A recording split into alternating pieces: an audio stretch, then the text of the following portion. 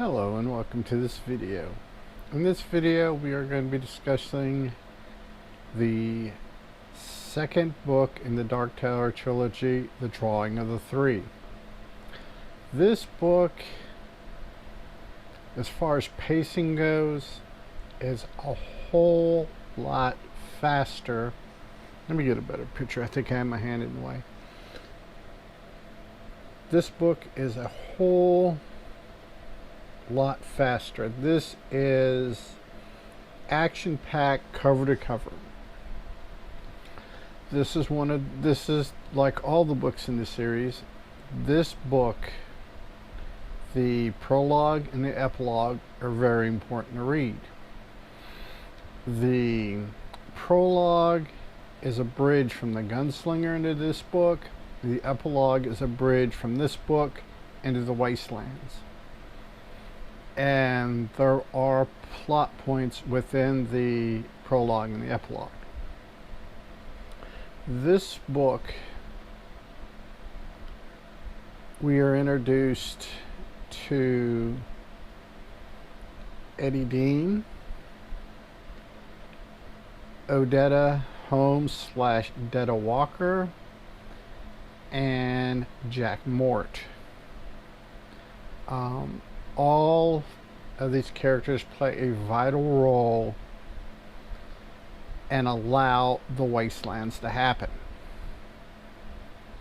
This book does a really good job. It is a lot faster paced. Like I said, it's action from cover to cover.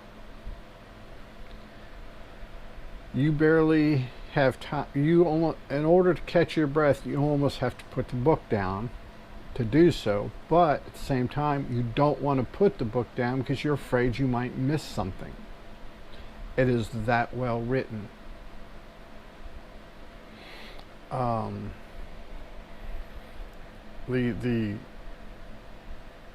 The prophecies from the Oracle, from the demon at the way station, and the tarot card reading from the Man in Black culminate in this book. Eddie Dean, who is a very likable character, and in my opinion, Eddie is a stand-in for us, the reader. Eddie basically points out the plot holes. Eddie points out the irregularities, things that normally an author doesn't want people to notice. Eddie throws in our faces. And one of the things that this book is really good at doing is it puts you in different parts of the book. You are in a first-person view of either Roland, Eddie, Odetta Holmes / Detta Walker, or Jack Mort. And when they interact with other characters, those other characters are talking to you. There are several times when King is writing you, the reader, as having Roland's first-person point of view, that Eddie is talking to Roland. But in reality, Eddie is talking to us, the readers. He's pointing out things to us, the readers, that Roland or the other characters may not have noticed, may not have been aware of. And that is part of the brilliance of this book. I also need to point out, give some warnings, trigger warnings, content warnings, all the warnings. Just all the warnings. There are words and concepts in this book that were borderline acceptable in the 80s when this book, let me look and see when this book was first published. Do that real quick.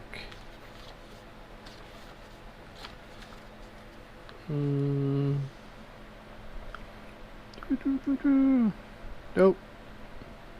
1987. Copyright 1987 by Stephen King. Though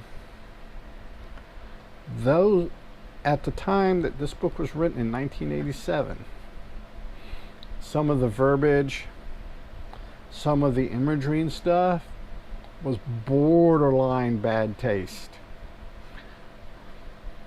The racial slangs, racial derogatory terms in sections of this book fly out the window. Just crazy flying out the window. But there is a point to it. It's not gratuitous. It furthers the plot. There are depictions of sexual pleasure reached through violence. There is very, very sadistic tendencies of the Detta Walker, and it is, like I said, it is there. It's in your face. If you are squeamish about such things, this book is going to be, there are parts of this book that are going to be hard to read. Especially for people, I would say, under 40 years of age or younger, it would probably be hard to read. Because we have evolved in our thinking, we have evolved in a lot of the way we view things, we've evolved, we've become more inclusive. And there, like I said, you have to, in a way, choke down your own ego and read through it to the end, because it does actually have a reason for what he's doing, what he's saying, the way he's saying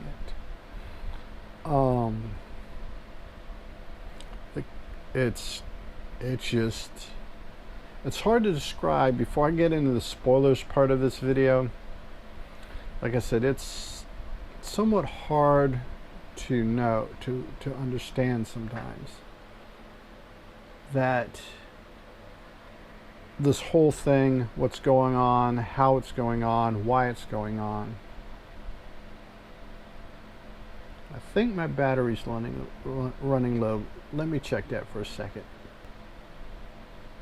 Okay, we're back. It was just the way the light was hitting the indicator, the room light. But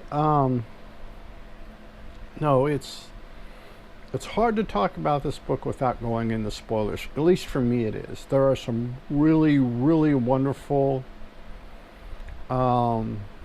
booktuber videos on YouTube that do really good spoiler-free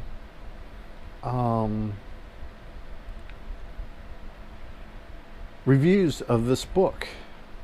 I do not have the ability to do what these people do. They are just phenomenally better at doing it.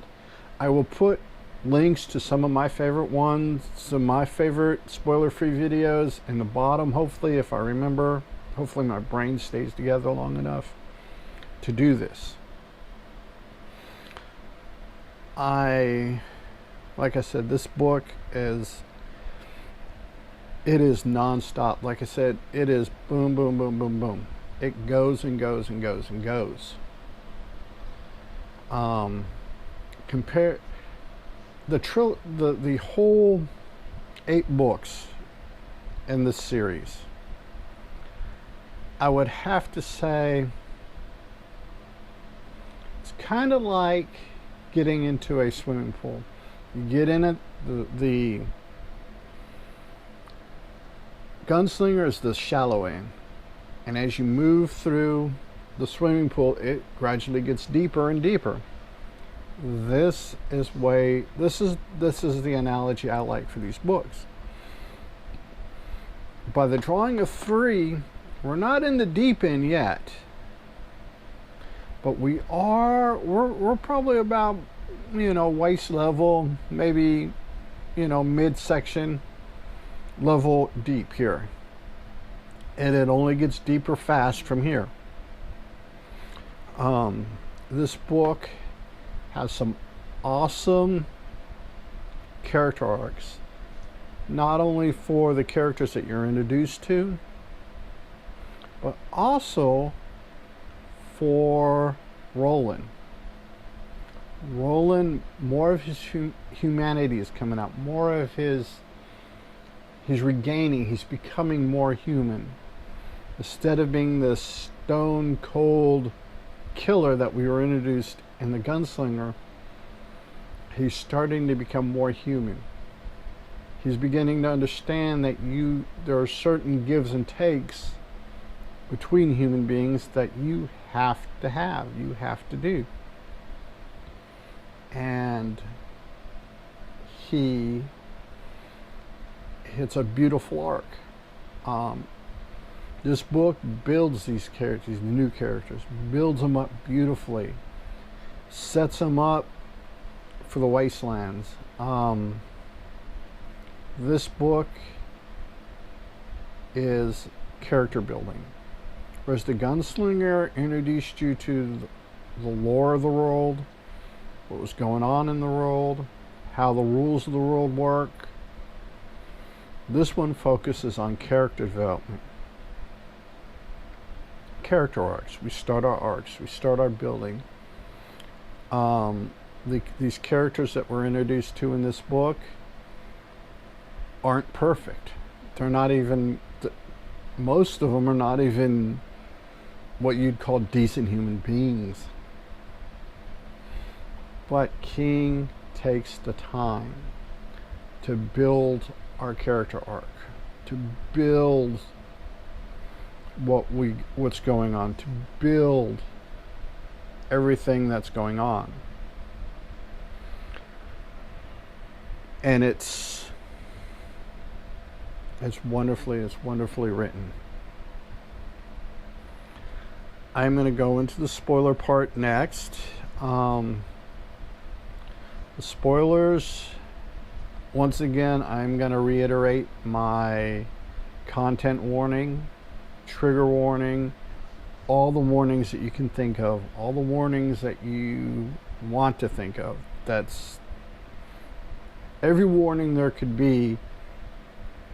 That's what I'm warning you about at this point. Okay, and this book starts off where almost immediately after The Gunslinger ends. Roland is tired, he's passed out on the beach. It's dark. High tide's rolling in. And he feels the water. He's worried about his ammo, worried about his guns. And on top of that, he has to deal with these mutant spider lobster things, which we come to know later as lobstrosities. These things are carnivorous eating machines. In Roland's conflict with the lobstrosities, Roland loses these 2 fingers on his right hand and his big toe.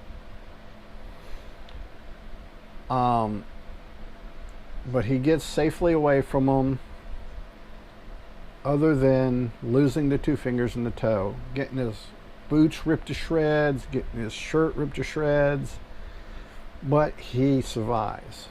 Unfortunately, he contracts, whether it be from something within the saliva of the lobstrosities, something that the lobstrosities use to vanquish their prey, or anything like that. He is infected. He knows he's sick. He feels that he's sick. But he has to carry on. He has to draw these 3 people into this world that the man in black told him he would. So, night passes, next day gets up, Roland's feeling like crap. Roland is doing his best to try to figure out which way to go. And basically Stephen King's Deus Ex Machina for this series of books is something called Ka, which acts kind of like karma mixed with destiny, mixed with the Force from George Lucas's Star Wars movies. It's kind of a catch-all thing. It guides you. It allows you to see your mistakes and maybe change the way you're going. It allows you to think on what's going on. It allows you to make sharpen your intuition skills, I should say. There are points in the book where characters, well, through the whole series, the characters just know things. And the characters tell you, I don't know why I know this, but I just do. And the usual response to that is just simply Ka. So, Ka tells Roland he needs to travel north on the beach, staying above the high tide line. So Roland, slowly getting sick, slowly deteriorating, becoming a husk. His body is falling apart. But his mind, his honed, trained mind, is still fairly intact. When he gets to the first door, it is marked simply "The Prisoner." Roland, at that point, searches this is a door in the middle of the beach. Doesn't look like it's connected to anything. It's just this magical thing. Roland investigates the door and realizes that only from one side of the door that you can see the door and approach the door. You move to the left or to the right, or you try to go around it, it disappears. So Roland, best that he could with all his strength, opens the door. When he looks out through the door, what he initially sees is clouds and sky, and it's moving through the sky. This is such a jolt to Roland that he slams the door shut and stumbles back. Then he takes a minute to think about what he actually saw. When he comes to the realization that it was in some kind of sky carriage, some kind of sky wagon, that he realizes that, okay, this is not my world. This is something totally foreign. So he realized it, and he also realized he was looking through somebody else's eyes. So he gathers his strength, gathers his mental strength, his physical strength, reopens the door and goes through the door. His body collapses on the beach, and he goes in. He realizes his ka, his spirit, his essence is in another body. And he realizes that he at any point can take over this body when he wants to. But he wants to feel things out. He wants to see how things are going. He wants to fill out the situation. He finds that he can access the thoughts, memories, plans of the mind that he's in.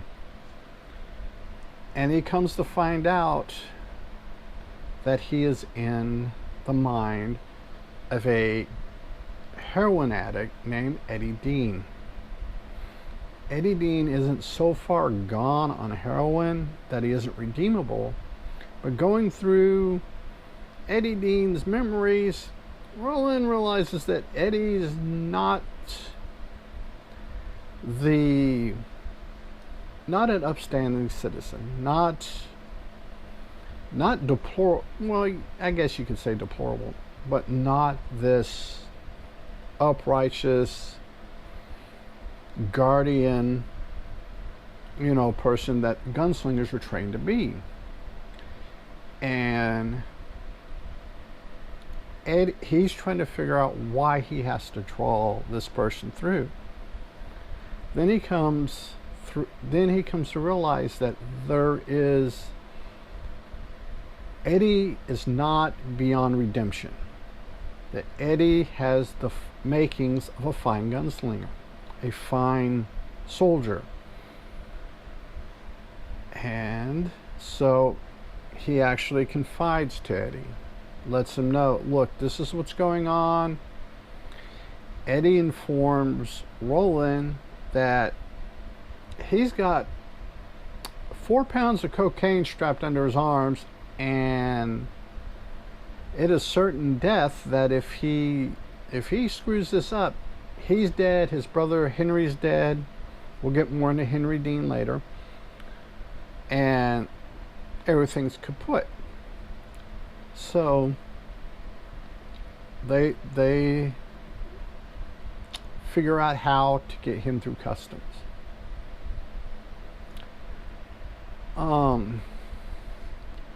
Needless to say, let me stop for a second. Needless to say, I'm giving you the Reader's Digest version of the events. I'm leaving stuff out intentionally, simply I'm giving you enough, hopefully, an interest to get you to read the book.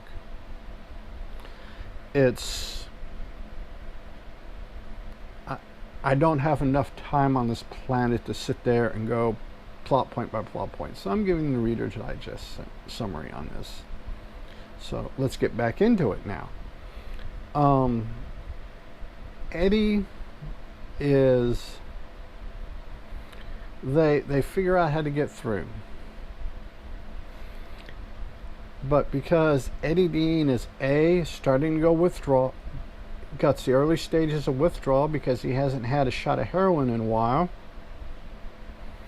and he's nervous. He has no idea who this person in his mind is, what they want. He's hoping he can trust Roland. So when he's going through, there's an incident once the plan lands in New York, LaGuardia. I can never pronounce that right. That he goes into the bathroom. They take care of the cocaine, and the pilots and the DEA officials at the airport think he's flushed it. So they take him, DEA officials take him and hold him. They go through the plane, they don't find the cocaine. They don't find anything. What had happened is Roland had figured out how to move things from Eddie's world to his world, and from his world to Eddie's world. And in doing so, he also figured out how he could physically go from his world to Eddie's world and take both him and Eddie physically back to his world. But because Eddie has been held up by the DEA, the person he's muling for is not sure if Eddie has flipped on him, has turned over the cocaine, or what's happened. So when Eddie's released from the DEA, they're trying to figure out what he did with the cocaine. They have no clue. But so they sit people to keep an eye on him, to follow him, to try to figure out what he did with the cocaine. At the same time, the drug lord he's working for, a man by the name of Balazar, is not sure of Eddie's loyalty. And Eddie is basically making his way back to his apartment. And doing so, Roland informs him, hey, look, I need some food. I need something to get me through so we can finish this. So Eddie stops by, picks up some aspirin, gets a couple hot dogs and a Coke, and they get it moved to Roland's world. Roland recedes out of Eddie's mind, eats the hot dogs, thinks the aspirin and the Coke are probably the greatest things on earth, or his earth, greatest things he's ever known, because the combination of caffeine and sugar and bubbly water is something new to Roland, something foreign to him, and he thinks it's just great. And when the aspirin kick in, he's like, yeah, this stuff's good. This is good stuff. This is some kind of miracle drug. And he pondered, and Roland takes a minute to ponder why, if they have things this good, you know, this Coke and this aspirin, why they have anything stronger? What's this need for things like cocaine and heroin and stuff? So soon after this, Eddie is basically picked up by Balazar's henchmen, and is taken to Balazar's basically hideout or fortress. It's a restaurant / club that's a front for his illegal activities. It's called the Leaning Tower, and they had the motif of the Leaning Tower of Pisa.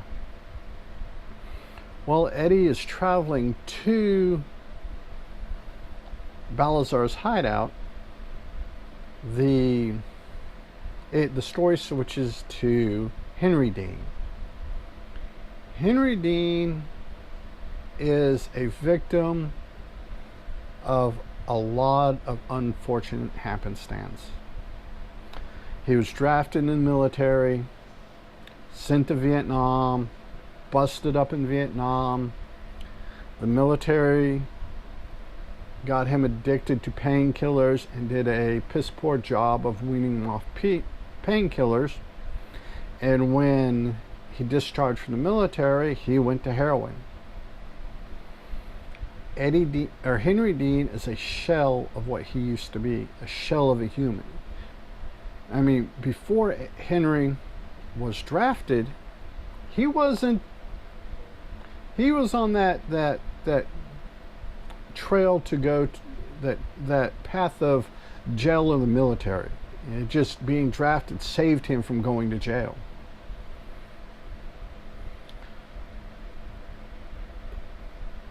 I need to stop and clarify that this is all taking place in 1987 New York. So that is the theme. The sounds is 1987. I should have said that back at the beginning of this, but it's 1987 New York. So Eddie is so we've switched to the story about Henry Dean. Henry has been kidnapped out of their apartment by Balazar's men. And basically Balazar went through and cleaned and scrubbed everything in their apartment in the event that Eddie flipped on them and they had something to worry about, the DEA or law enforcement. Excuse me. um, searching their apartment. And they have Henry Dean in a back room. They have him pumped full of heroin. They have him pumped so full of heroin that Henry and a couple of Balazar's goons are playing Trivial Pursuit. And the only answer that Henry can come up with is Johnny Cash. For any question they ask him, pretty much, his answer is Johnny Cash. That is how messed up on heroin he is at this point. There's some small interactions between, and it flips back to Eddie being brought into Balazar's headquarters. Eddie is reassuring the Balazar's goons that he has the cocaine, he can get the cocaine, he's got it, not to worry. We find out that Balazar has spent the money and got the equipment for radar jamming, GPS jamming, all the jamming that a crime boss would want. Shortwave radio, transmitter, all wire. You know, if Eddie by any chance was wearing a wire, that would all be jammed. So they go through. At this point, Roland has finished eating the hot dogs, has drunk the soda, taken the aspirin. Aspirin's kicked in. So he goes back through the door and re-enters Henry's mind. He comes to the forefront of, not Henry's mind, Eddie's mind. Excuse me, I didn't mean to say Henry. Eddie's mind, and wants to get a feel of what's going on. So he comes forward and kind of takes over Eddie's body. And his eyes, Eddie has hazel eyes, Roland has dark blue eyes, or light blue eyes, excuse me, fading white blue eyes. And one of Balazar's goons see the eyes change color, and basically tries to point it out to the other henchmen, and they just kind of blow him off. And at that point, Roland stays in Eddie's mind, but takes a step back and lets Eddie take over. As they are getting to Balazar's hideout, the goons have had enough of Henry, and they overdose him on heroin. Kill him graveyard dead. They bring Eddie up, and Eddie tells Balazar, "Look, I can get your cocaine. I just need to go in your bathroom to get it." And Balazar, getting to the position where he's gotten in the this particular crime family, was because of not being stupid. So he has one of his goons go in, they search the bathroom. They have Eddie Dean stripped naked. Then Eddie goes into the bathroom with one of Balazar's men with him. Roland assures Eddie that this wouldn't be a problem. And while the physical Eddie Dean and the goon are in the bathroom, Roland pulls them both into his world. They dispatch the goon rather quickly. Then Roland tells Eddie, "Look, things have went..." Okay, the battery did go dead on this time around. Now, what I was saying was, Roland, they dispatched the goon, they shoot, have a shootout on the beach. Lobstrosities wind up getting the goon. Roland tells Eddie, look, our plan went south quick, so I'm going to go back with you physically, and we're going to straighten this out. So this time, Roland and Eddie go through. This time, when they go through, Eddie noticed that Balazar in his bathroom had a small supply of an antibiotic called Keflex, which in the real world is an actual antibiotic. And Eddie makes note of it, makes a mental note of it. They go in, there's a shootout, and an amazingly this shootout is written beautifully. During the shootout, one of the henchmen of Balazar cuts off Henry Dean's head, comes into the room where the shootout is going on, and throws Henry Dean's head at Eddie Dean. Eddie Dean, basically, that his mental abilities at that point go snap, crackle, pop, boom. The gunslinger finishes out the gunfight, has a very stern heart-to-heart with Eddie. Eddie realizes that Roland's right, and both of them proceed to go back into Roland's world. Before doing so, they steal all of the antibiotic, of the Keflex that Balazar had, and they take it with them. Now you have a series of well-written pages that explore Roland recovering from the poisoning / infection from the lobstrosities, and Eddie Dean going through heroin withdrawal. You have some very light comedic moments. You have some very dire, serious moments. And it is well done. And once Roland recovers, unfortunately the small collection of Keflex is not enough to totally cure Roland.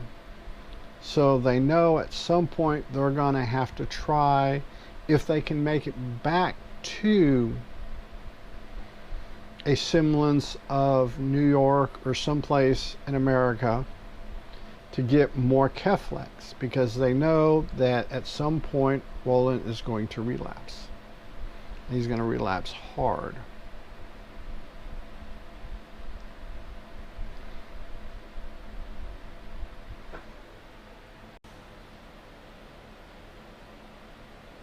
So, Eddie and Roland are both dealing with this.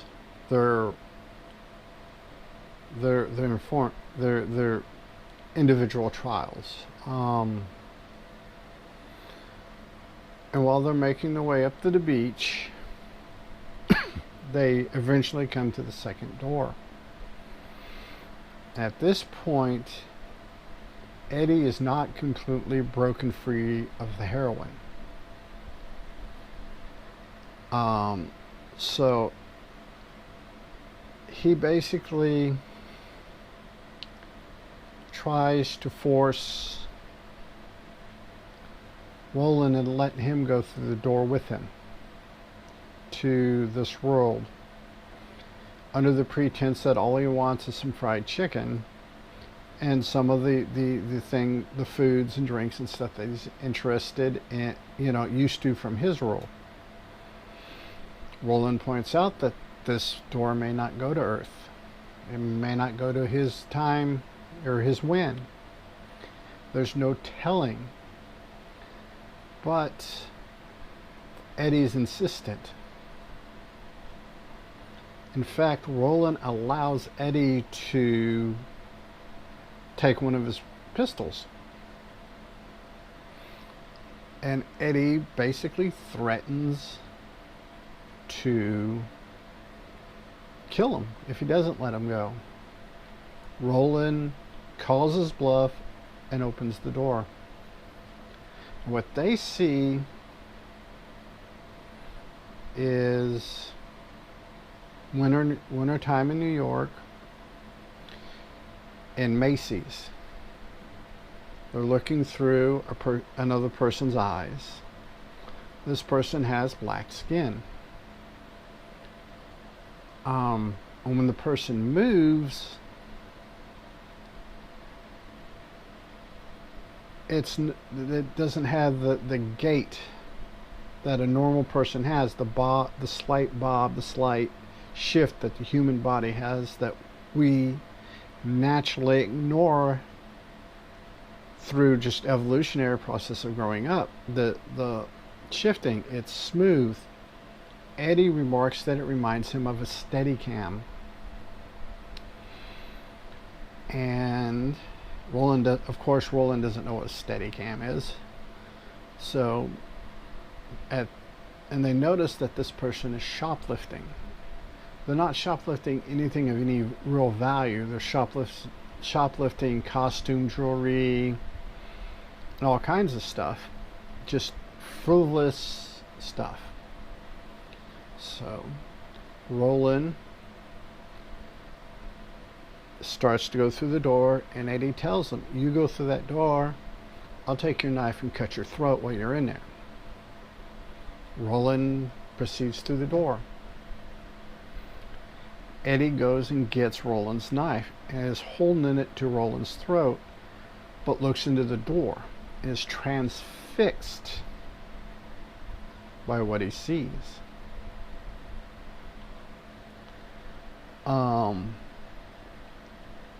And is kind of disoriented.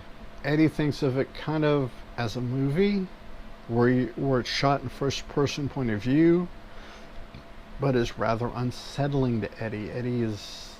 So he's just kind of entranced. When Roland enters the mind of this person, he realizes that there's two personalities living in here. There's two people living in this mind.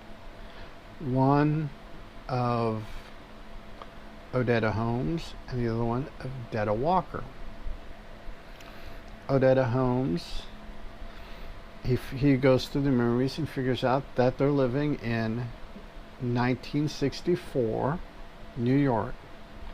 Odetta Holmes is the daughter of a dental pioneer, somebody who pioneered different dental techniques, different dental beautification, caps and stuff like that.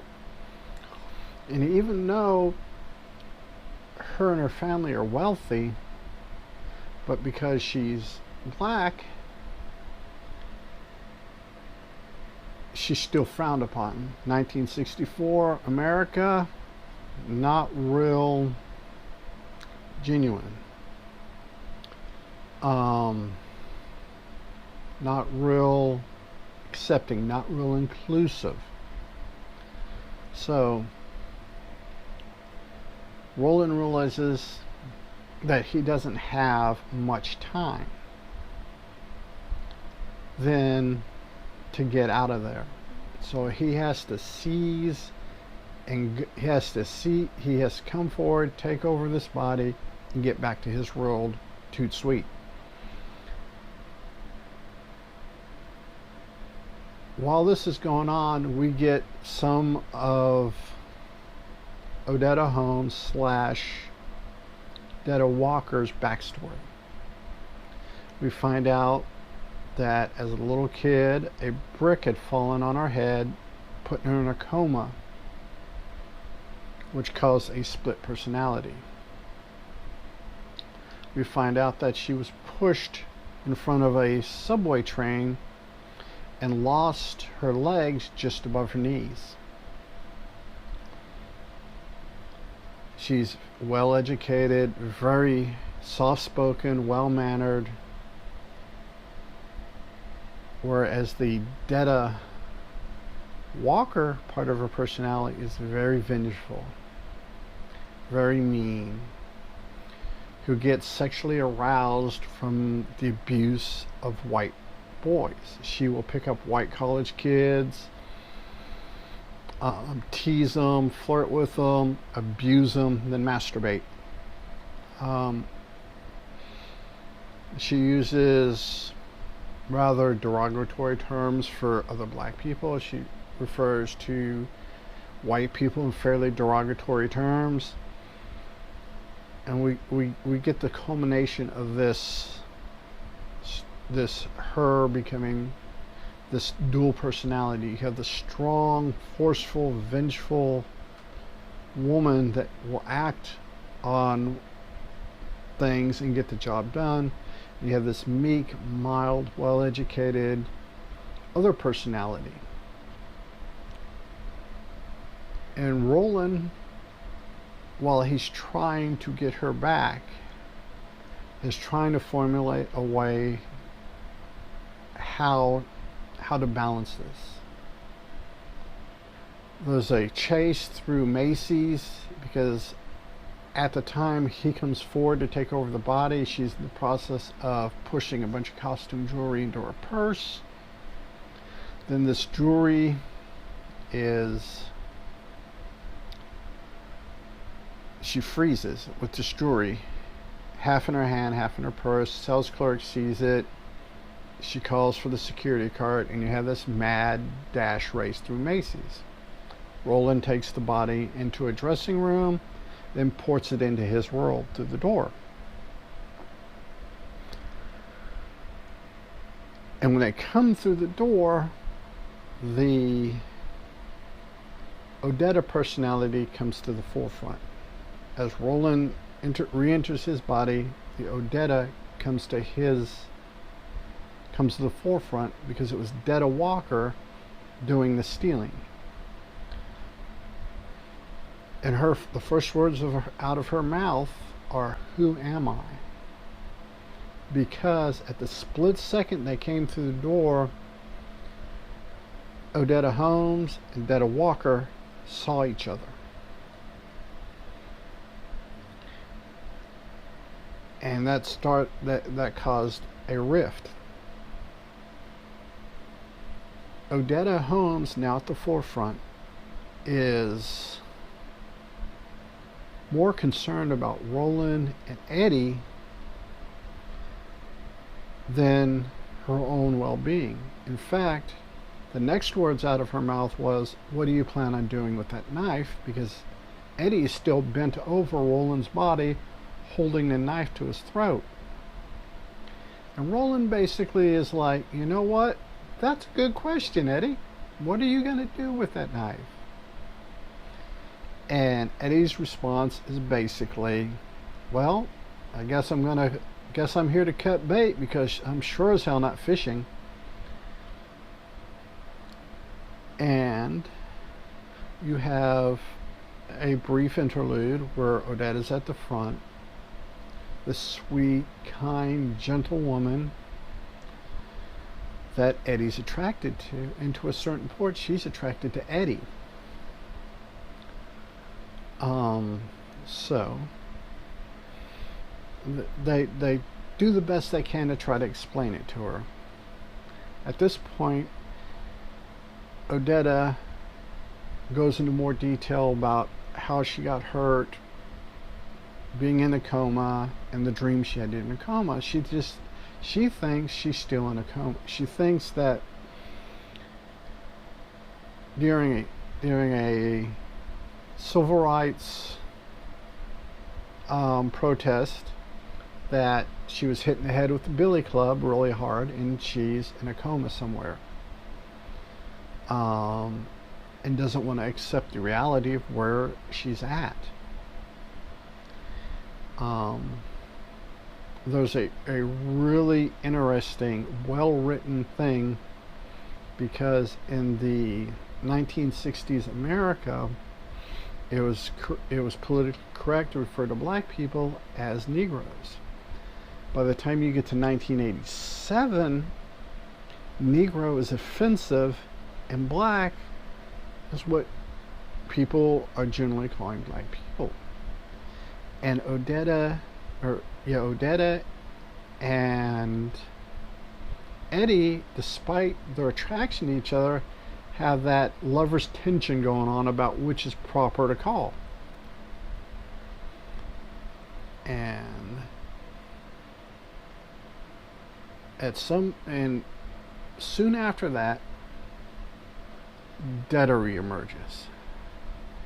And Odetta is a major pain in the butt, to the point that they have to tie her to the wheelchair, have to restrain her, because she is trying everything possible, everything she can think of to do in an attempt to throw them off, slow them down, disrupt their trek. And it is at this point that the illness, the poisoning, or the whatever from the lobstrosities is starting to reassert itself on Roland. And Roland is slowly getting sicker. Eddie is getting to the point where he's off. He's physically no need for the heroin. And as they travel, Odetta is saying she's throwing out certain derogatory slurs, all kinds of sexual innuendo. Well, not really innuendo. She's straight up calling Roland and Eddie homosexuals.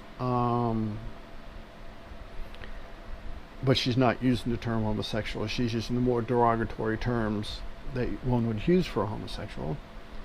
And she's just being a complete pain. So, as they're traveling, eventually Roland takes Eddie to the side and goes, "Look, I don't know what's wrong with her. I sense two people inside her brain. And Eddie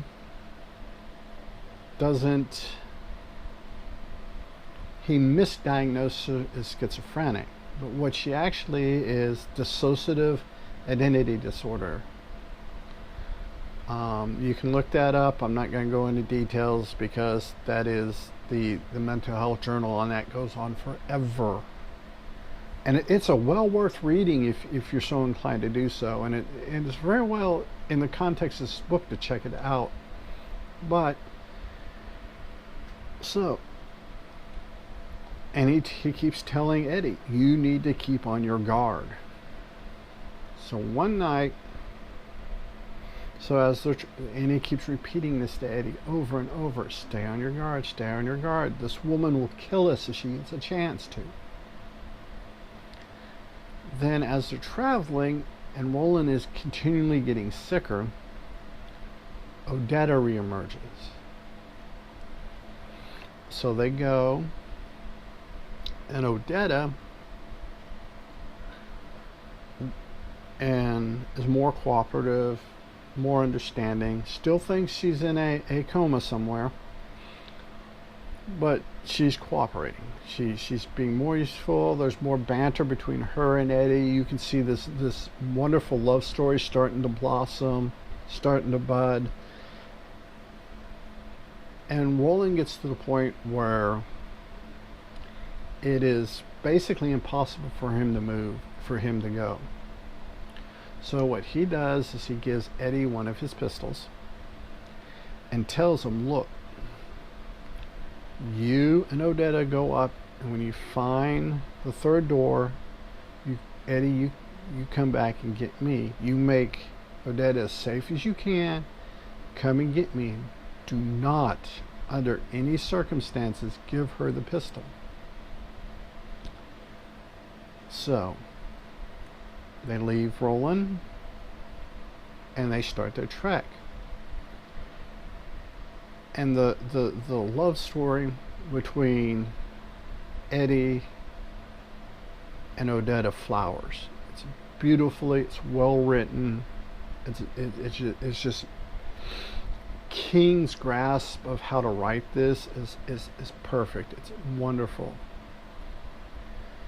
Then they find the door, they investigate the door, they wonder if they can open it, they find they can't.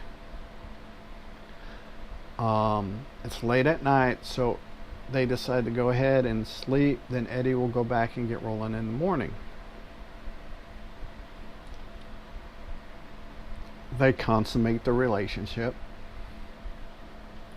Eddie, being like any other guy on the planet, gives into his feelings and not his brain, hands Odetta the gun. And guess what? While Eddie's going to get back to Roland, guess who reemerges? Yes, you got it. Dada. So, he goes back, he gets Roland. He owns up to giving Odetta the gun, takes one hell of a tongue lashing from Roland. He gets Roland, loads him into the wheelchair, and goes back. No sign of Dada. They know she's not dead simply because the door's still there. But where she's at and what she's doing. Eddie is hell-bent on finding her. He is hell-bent on finding his love. Not realizing that this Dada is a lot deadlier, probably almost, if not equally deadly as Roland, but with a bad attitude. Dada has found a place to hide, not far from the door. In fact, it mentions that a couple times that Eddie walks within range of her reaching out and grabbing him. So Roland tries to convince Eddie to go through the door with him. Eddie's no-go. Eddie is on complete hormones at this point. Lust, love, hormones. Eddie's in love. Eddie is like any other guy. He's in love, and that's interfering with his brain. So Roland finally gives up. Roland's like, fine, don't get yourself killed. Knowing that Eddie will probably get himself killed. So Roland goes through the door. When he goes through the door, he finds himself in the mind of a very successful CPA accountant by the name of Jack Mort. And going through Jack Mort's memories, he realizes that Jack Mort is the one that threw the stone, or dropped the stone on little Odetta Holmes, and he's also the one that pushed her into traffic, or pushed her in front of the subway train. Roland is confused for a minute about why he's in this, why this person. Then he remembers what the man in black had told him. Death, but not for you, gunslinger. So Roland has figured out what he needs to do, what he needs to get. He needs to get more bullets. He needs to get more Keflex. And he sets about doing it. In doing so, he spots Jake Chambers from the Gunslinger. Jake is on his way to school. And he realizes by going through Mort's mind that Mort intends on pushing Jake into traffic. But because Roland has come to the forefront, taken over Mort, he prevents this from happening. In essence, saving Jake's life. So Jake never gets killed and never goes to the way station.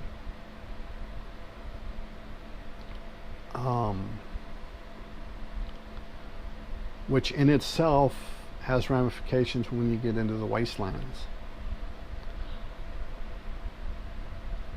Jake, it's maybe 2 pages, 3 pages in which we deal with Jake, and then he moves on. Roland takes Mort to a gun store. And there's a skirmish at the gun store between Roland, the shop clerk, and 2 cops. Roland winds up with the shells that he wants and has knocked the cops unconscious, has taken their gun belts, and the next thing he's looking for is a pharmacy. In this pharmacy,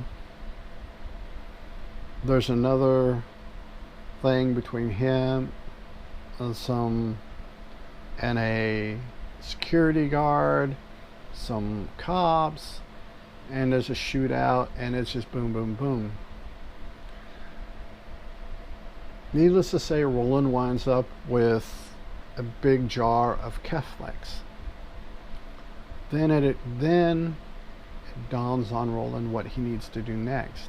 He needs to get the Keflex, the ammo, and the guns that he took from the cops into his world, thinking that he'll give one gun to Eddie and figure out how to deal with Odetta and figure out if it ever becomes safe enough to give her a gun.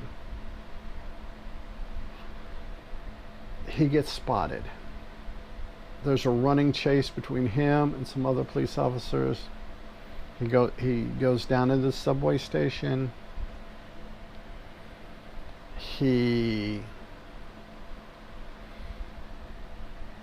gets the Keflex and the bullets moved into his world, throws Jack Mort's body in front of an oncoming subway train, killing Jack Mort as he comes back into his world. What has transpired while Roland was off using Mort's body, was Detta had blindsided Eddie, tied him up, moved him on the beach just below the high tide line. And her plan was to wait for Roland to come through,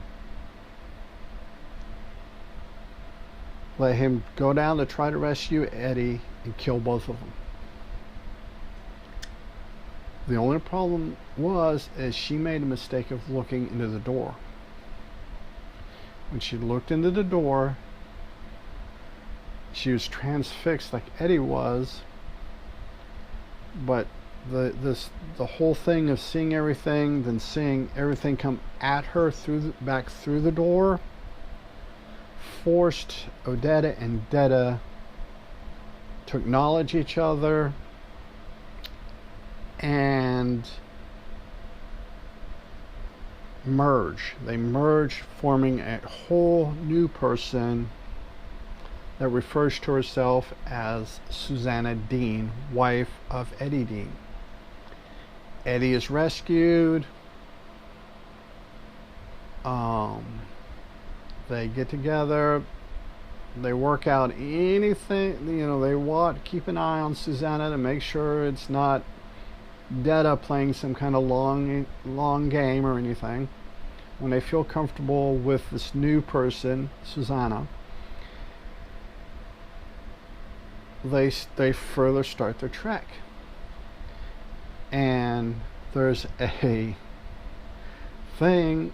Eddie is comedy relief, and he makes a comment along the lines of, yeah, we have the finest food here as long as you like lobster. And so you get a epilogue of them finally getting off the beach, getting the area where there's vegetation. They are suffering from, basically at this point they're suffering from scurvy, because all they've been eating this whole trip down this beach is the lobstrosity meat. No greens, no fruits, no vegetables, none of that. And it's tearing, and it was in the process of giving them scurvy. And so they get off the beach, they get in an area where they've got greens and vegetables and fruits and berries. Roland is teaching them how to hunt, survive, this and that. And this is where the wastelands will pick up. Eddie Dean is, for the most part, as I said earlier, is the reader. Stephen King's stand-in for the reader is Eddie Dean. So basically, he's there to represent the reader. It's speculative whether or not Roland is a stand-in for King or not. This gets even muddier when you get later into the series. Odetta Holmes, or Susanna Dean at this point, is probably, she's a character, she's a good character. Stephen King uses her race, her mental illness, and her disability to further the plot. He's not preaching, he's not stopping the story to make a huge politically correct point about her, being this disadvantaged victim of systemic racism or anything. He uses it to further the plot. It strengthens the plot, it strengthens the character, it strengthens this group that's beginning to form. Roland is becoming, even by the end of this book, Roland is even more human, more back to being a decent human being. Not all the way there yet, but therefore in the process. He's redeeming himself. He's going through his redemption arc. He had his punishment for sacrificing Jake, and now he's having his redemption. This is a very good book. I think that as the story picks up speed, when we get in the wastelands, it's the same way. It's just running and gunning the whole time through the wastelands. To a certain degree, so is Wizarding Glass. Wind Through the Keyhole allows us to stop, catch our breath, and prepare for Wolves of the Kala, Song of Susanna, and finally The Dark Tower. So, until next time, everybody, peace.